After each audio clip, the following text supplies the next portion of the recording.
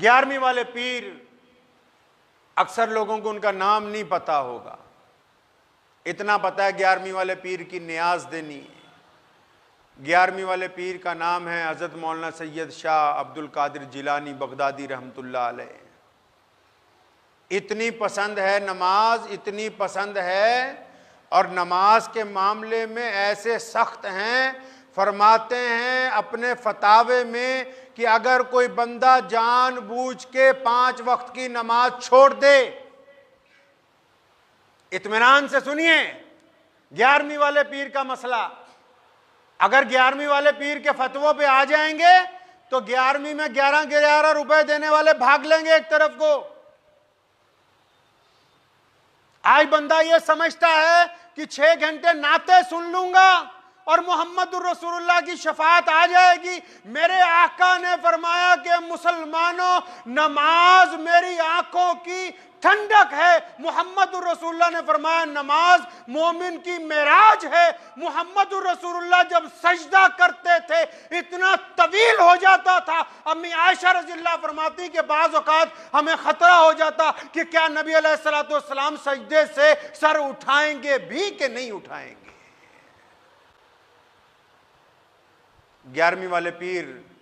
فرماتے ہیں کہ بندہ جان بوجھ کے جو نماز چھوڑ دے، جان بوجھ کے جو اللہ کو سجدہ نہ کرے، جان بوجھ کے جو اذان سننے کے بعد آگے کو کھسک جائے، جان بوجھ کے جو نماز کی دعوت دینے والوں کو چکما دے جائے، جان بوجھ کے جو مسجد کے قریب و اذان کے وقت ادھر ادھر ہو جائے، جان بوجھ کے اذان کو انسنی کر دے،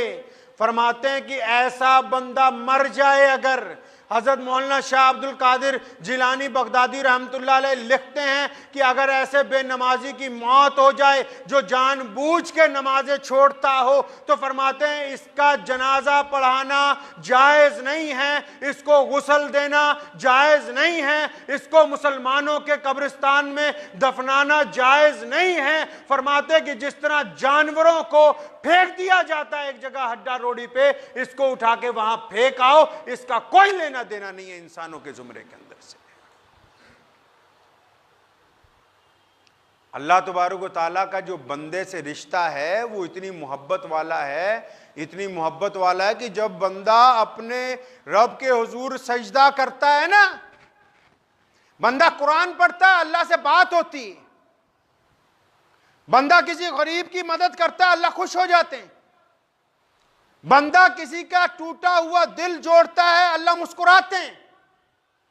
لیکن فرمایا قرآن نے، حدیث نے، محمد الرسول اللہ نے، صحابہ نے، تابعین نے، تبع تابعین نے، اولیاء اللہ نے کہ لیکن جس وقت بندہ سجدے میں جاتا ہے، جب بندہ اپنا سر مصلی پہ رکھتا ہے، چاہے وہ مٹی نیچے ہو، چاہے پتھروں کے اوپر سر رکھ دیتا ہے اپنا، لیکن جب بندہ اللہ کے حضور سر بسجود ہوتا ہے، جب وہ کہتا ہے سبحان ربی الاعلی، جب وہ کہتا ہے اللہ اکبر، جب وہ کہتا ہے ایاک نعبد و ایاک نستعین، جب وہ کہتا ہے کہ سبحان اللہ، فرماتے ہیں کہ جب بندہ اللہ کے حضور سر بسجود ہوتا ہے تو اللہ خوش ہونے کی بات تو بعد میں ہے، بندہ اللہ کے اس وقت قریب ہو جاتا ہے۔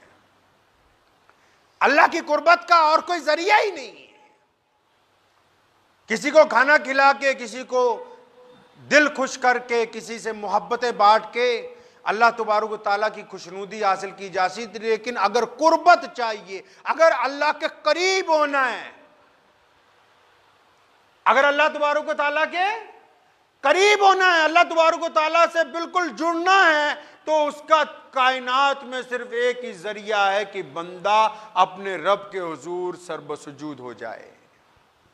اور جب بندہ سجدہ کرتا ہے، کسی نے پوچھا نبی علیہ السلام سے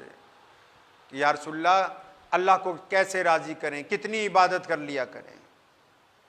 حدیث کا مفہوم ہے، نبی علیہ السلام نے فرمایا کہ اگر کوئی بندہ اخلاص کے ساتھ، اخلاص مطلب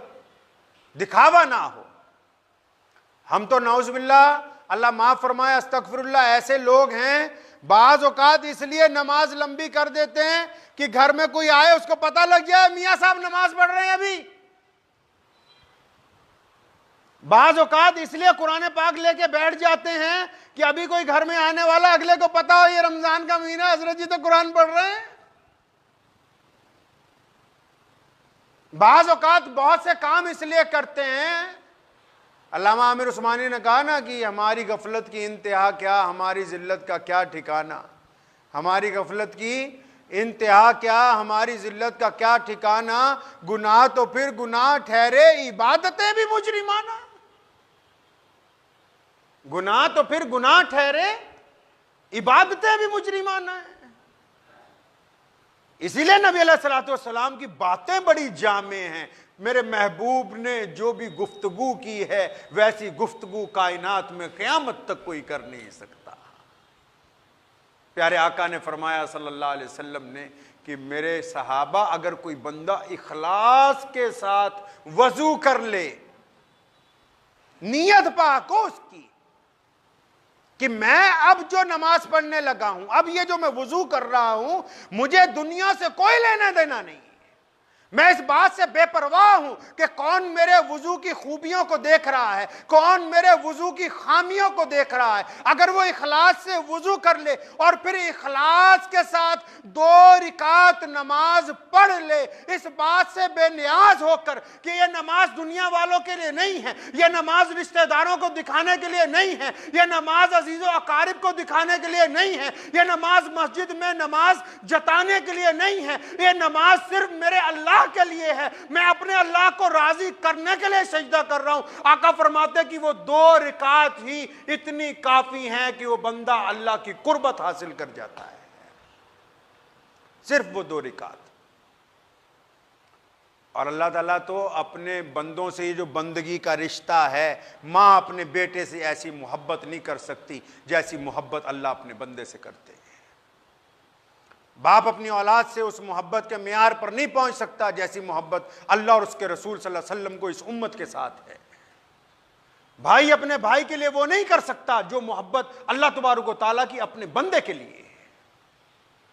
ایک بیوی کی محبت اس کے سامنے ایک رتی کا درجہ نہیں رکھتی جو محبت اللہ تبارک و تعالیٰ اپنے بندوں کے ساتھ فرماتے ہیں۔ بار بار اپنے بندوں کو اللہ قرآن پاک میں پکار رہے ہیں، کن بندوں کو؟ ان کو نہیں